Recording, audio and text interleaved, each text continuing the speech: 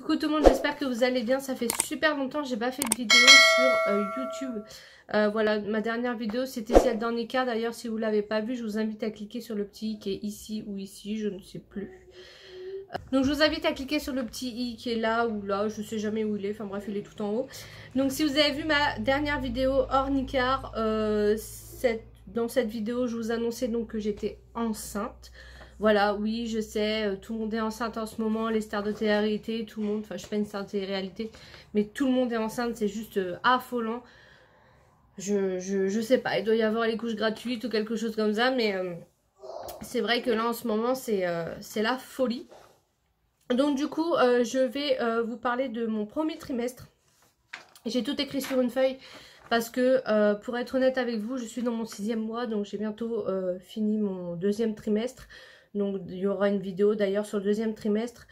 Sur Instagram, pour ceux qui ne me suivent pas sur Instagram, je vous le mets directement aussi ici. Je fais carrément des semaines, donc des IGTV toutes les semaines, ma grossesse semaine après semaine, où je détaille carrément les semaines par semaine. Donc c'est là j'ai voulu faire en gros sur YouTube parce que sinon ce serait beaucoup trop long et vous mettre des vidéos toutes les semaines de grossesse, voilà, ce serait un peu barbant.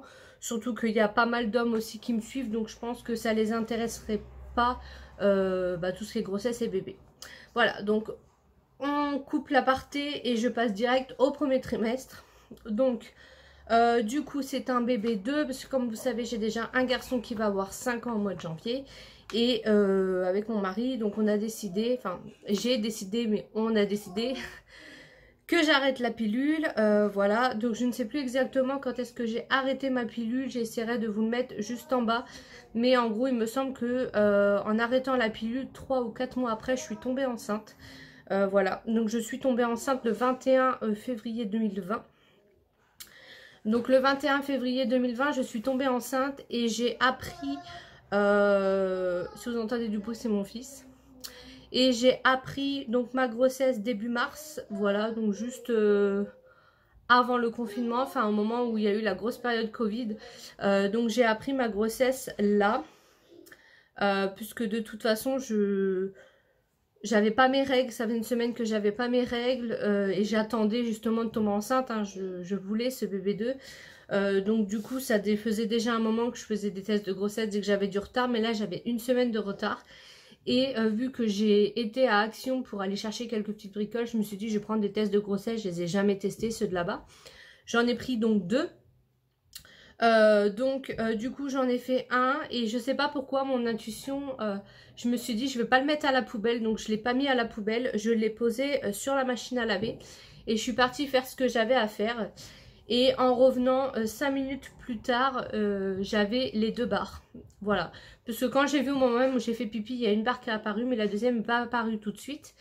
Et du coup, après, il y a les 2 barres qu'ils ont... Enfin, la deuxième barre est apparue, mais elle n'était pas très très nette, mais on voyait qu'elle était là.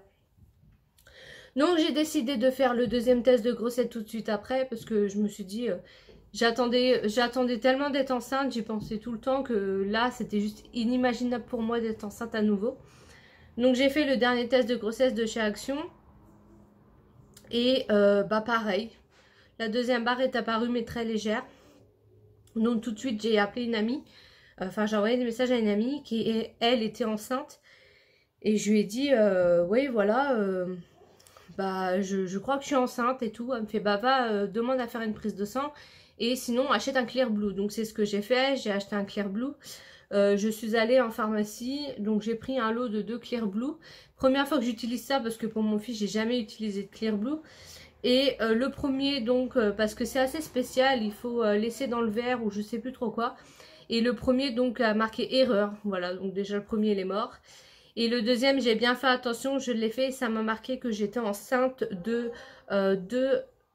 1 à 2 semaines ou 2 à 3 semaines, je sais plus. Enfin bref, ça m'a confirmé que j'étais enceinte. Alors voilà que là, ça commence à être compliqué puisque déjà, j'apprends que je suis enceinte. Je suis ni contente ni triste. Ne me demandez pas pourquoi. Ma réaction, puisqu'en fait, j'attendais tellement d'être enceinte que le fait de savoir que j'y suis, j'y croyais pas en fait, tout simplement. Je me suis dit, ok, enfin j'y croyais pas. Donc moi je fais pas la surprise au papa machin, je l'ai carrément averti. Voilà, donc lui il était content, moi j'étais pas contente, mais j'y croyais pas. Surtout que j'ai demandé donc à faire une prise de sang pour savoir. Étant donné qu'il y avait le Covid, le médecin ne voulait pas du tout me voir, donc il m'a prescrit les ordonnances par mail. J'ai pris rendez-vous au laboratoire pour aller faire ma prise de sang pour le taux. Donc ça m'a bien confirmé que j'étais enceinte de 5 semaines d'aménorrhée. Voilà, donc ce qui fait 3 semaines de grossesse. J'avais aucun symptôme, rien du tout, sauf que je n'avais pas mes règles, tout simplement. Et voilà, donc du coup, il fallait que je prenne rendez-vous. Le docteur m'a fait les ordonnances pour tout ce qui est toxoplasmose, albumine, les choses à faire tous les mois quand on est enceinte. Et du coup, étant donné avec le Covid, je suis allée au laboratoire pour faire mes examens. Et ils m'ont dit, non, vous êtes enceinte, vous devez même pas sortir de chez vous, appeler un infirmier à domicile, tout ça. Donc c'est ce que j'ai fait, appeler un infirmier à domicile. Voilà, donc là il vient toujours tous les mois, hein, je l'ai gardé. Même si à l'heure actuelle ça va un peu mieux, enfin un peu mieux. Ça reprend un peu, mais voilà, je vais pas au laboratoire. Je continue à prendre un infirmier à domicile. Donc j'ai fait tout ce qui était toxo, tout ça. Et j'en ai profité pour refaire, l'infirmier à domicile m'a refait mon taux HCBG, je vais y arriver, pour la grossesse, puisque mon taux était bas par rapport à 5 semaines d'aménorrhée. Et l'ayant fait 2 fois après, c'est bon, il a bien augmenté. Donc bébé c'était bien niché, il n'y avait aucun problème. Voilà. Donc mes rendez-vous docteur étaient tout le temps annulés. Rendez-vous avec un infirmier à domicile. Ensuite, vu qu'il fallait que j'attende les 12 semaines d'aménorrhée pour faire ma première échographie, l'échographie du premier trimestre, et que vu la situation coronavirus, ça m'inquiétait énormément. Je voulais vraiment savoir si le bébé était bien implanté, s'il était bien niché, enfin tout ça. Donc j'ai demandé à faire une écho de datation à 7 semaines d'aménorrhée, donc soit 3 semaines après. J'ai pris rendez-vous, donc j'ai réussi à avoir un rendez-vous en cabinet privé, puisqu'à la maternité il ne le faisait plus, et garder juste les 3 échographies obligatoires et les rendez-vous gynécologiques, sinon tout le reste était annulé. Donc j'ai fait mon écho de datation à 7 semaines d'aménorrhée. Je tiens à préciser pour ceux qui attendent un bébé ou qui ont... Enfin, qui peu importe, qui ne savent pas, écho de datation, ce n'est pas remboursé. Enfin, pour ma part, ça n'a pas été remboursé. Et il me semble que c'était dans les 80-90 euros. Voilà, et c'est remboursé après normalement par la mutuelle ou pas, ça dépend de la mutuelle, ça dépend de tout. Mais ce n'est pas remboursé. Donc j'ai fait l'écho de datation, bébé était bien niché, ça m'a confirmé que du coup c'est un bébé pour novembre. Voilà, donc comme là vous regardez la vidéo, on est en août, donc c'est pour dans 3 mois. Tout va bien, bon bien sûr une écho de datation à 7 semaines d'aménorrhée, c'est tout petit, hein, ça ressemble à un grain de riz. Et on ne sait pas le sexe, hein. Bien sûr tout ça on peut pas savoir encore. Donc voilà pour ça, donc déjà j'étais rassurée. Ensuite alors on va pas tout de suite aller à l'écho T1, on va parler de tout ce qui a été symptômes, parce que ça je pense que chaque femme est différente.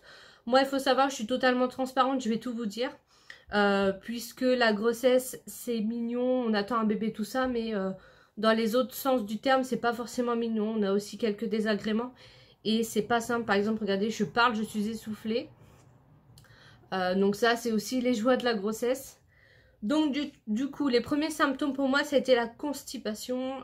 Voilà, je suis quelqu'un qui est constipé de base, donc ça n'arrange rien, et là c'était pire, j'avais carrément des douleurs au ventre, le ventre tout dur, ballonné, je n'arrivais vraiment pas à aller à la selle, c'était très compliqué. Donc ça c'était mes premiers symptômes, j'ai vu que la constipation c'était de pire en pire, donc ça m'a tout de suite alarmée. Ensuite les pipis fréquents, parce que oui, même si j'étais que dans mon premier trimestre, donc là je vous parle globalement, je vous parle plus de la 5e semaine d'aménorrhée, mais globalement dans le premier trimestre, voilà, on a toujours envie de faire pipi, c'est juste affolant. Je vous rassure, hein, ça change pas dans les autres, dans le 2e trimestre en tout cas. Voilà, alors aussi un symptôme qui est arrivé très très tôt, il me semble que ça c'est arrivé la semaine d'après, ou je sais plus c'était quand, cette semaine d'aménorrhée, quelque chose comme ça, la poitrine douloureuse. J'avais les 2 seins tout dur, tout chaud, et il me faisait très très mal. Mais quand je vous dis très très mal, c'est comme si on mettait des coups de poignard dedans. C'était affreux, ça a duré très très longtemps. Je ne pouvais plus mettre de soutien-gorge, je devais mettre des brassières pour dormir. Parce que c'était affolant quoi. J'ai jamais eu ça pour mon fils et ça me faisait vraiment mal. Ensuite les bouffées de chaleur sont apparues tout de suite après. Pareil, pour faire les magasins, j'étais en eau alors qu'il faisait pas très très chaud. Donc c'était compliqué. Les douleurs ligamentaires, donc c'est comme des douleurs de règles ou des douleurs au niveau de l'utérus. Ça ressemble beaucoup aux douleurs de règles. Voilà, donc les choses qu'on a tout le temps, même à la fin. Et le ventre, oui, alors mon ventre a apparu beaucoup plus tôt, étant donné que j'ai déjà un enfant. Mon ventre est apparu à 8 semaines d'aménorrhée. Alors il faut savoir que c'est pas le bébé, parce que le bébé est tout petit. Mais j'ai commencé à être ballonnée, à avoir un petit ventre à 8 semaines d'aménorrhée. Donc voilà, ça a commencé assez tôt. On m'avait déjà dit, on me disait tout le temps, oui, tu verras, ton ventre pour le deuxième va apparaître plus tôt parce que l'utérus est déjà... Enfin, il est déjà habitué à une grossesse. Donc, en tout cas, moi, 8 semaines d'aménorrhée, j'avais déjà un petit ventre. Perte vaginale plus, bah, de toute façon, dès que j'ai commencé à être enceinte, j'ai mis des protèges slip puisque les pertes vaginales, on en a énormément. Et j'ai eu un problème aussi, j'ai été plusieurs fois aux urgences. De toute façon, c'est simple. J'ai été aux urgences pendant le premier trimestre presque tous les mois, puisque j'avais des saignements, alors pas tout le temps, mais c'était beaucoup vers la date de mes règles.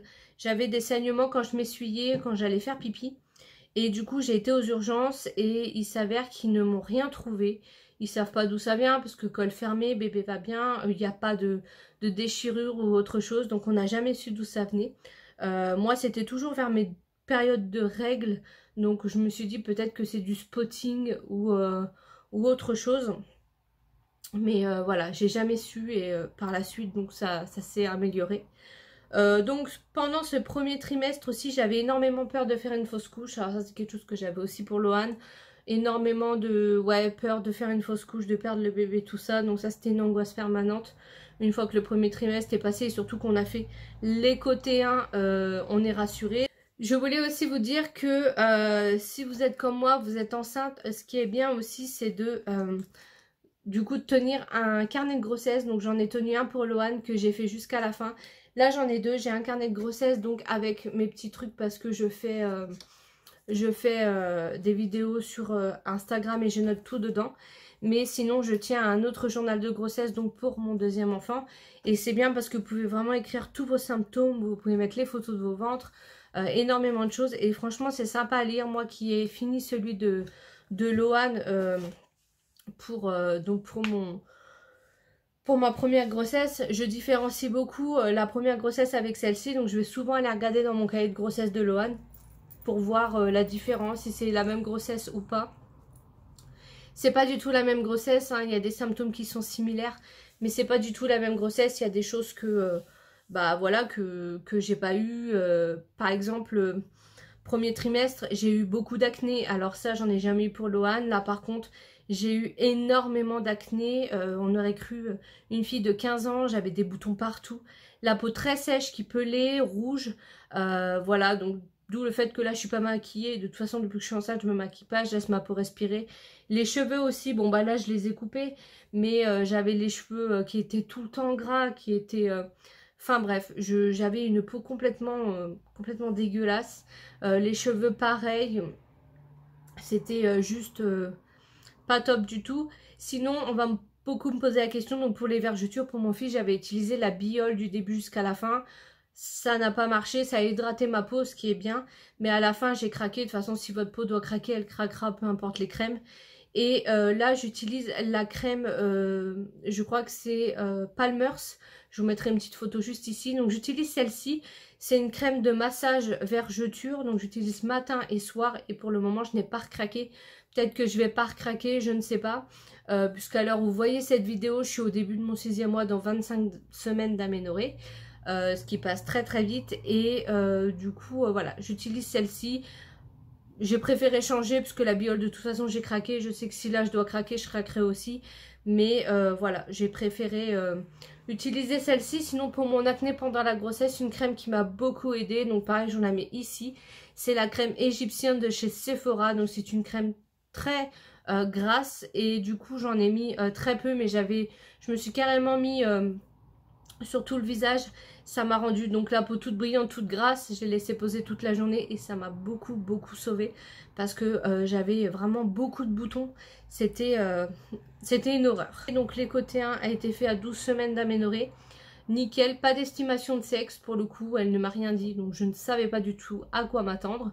Voilà, donc c'est un bébé pour le 25 novembre. Le bébé va bien, clarté nucale nickel, contrairement à mon fils qui avait une clarté nucale de 4,5 mm. Donc là je suis bien contente, j'avais surtout peur pour ça que la clarté nucale est bonne. Et puis voilà, tout va bien. Et puis le premier trimestre du coup c'est terminé, on va dire plutôt bien, mis à part les symptômes. Donc quand j'ai appris ma grossesse à 5 semaines d'aménorrhée, je m'inquiétais parce que j'avais pas de symptômes en fait. J'avais pas de nausées, tout ça. Donc en fait j'étais limite pressée de les avoir. Sauf que 3 semaines après j'ai commencé à avoir mes nausées et là je les voulais plus en fait. Parce que mes nausées, je vomissais tous les matins. Je pouvais pas déjeuner. J'étais obligée enfin voilà, je vomissais et après je pouvais déjeuner. C'était chiant, c'était violent. Ça m'est arrivé de vomir mes repas du midi. L'après-midi, je vomissais pas, mais c'était très violent en tout cas. Et voilà, pour mon fils, j'étais malade. Et là, pour ce bébé-ci, j'ai bien été malade pendant un mois et demi. Donc, je suis bien contente que ça s'est terminé. Donc voilà pour le premier trimestre, rien d'exceptionnel, mis à part que être enceinte pendant le coronavirus, franchement c'est pas top. Puisque du coup j'ai passé tout mon confinement enceinte. Moi j'ai appris avant d'être confinée que j'étais enceinte. Mais du coup c'est pas top parce que les rendez-vous sont annulés. Vous savez pas si papa peut venir aux échos. D'ailleurs l'écho T1 il a pas pu venir. Clairement c'était interdit. En plus, vous devez avoir le masque constamment. Bon, là, ça change pas. Hein. Mais vous savez pas comment vous allez être suivi, si vous allez être bien suivi, si vous allez l'attraper en étant enceinte, parce qu'on sait toujours pas si en étant enceinte, on peut avoir des problèmes. Donc, il y a plein de questions qu'on se pose.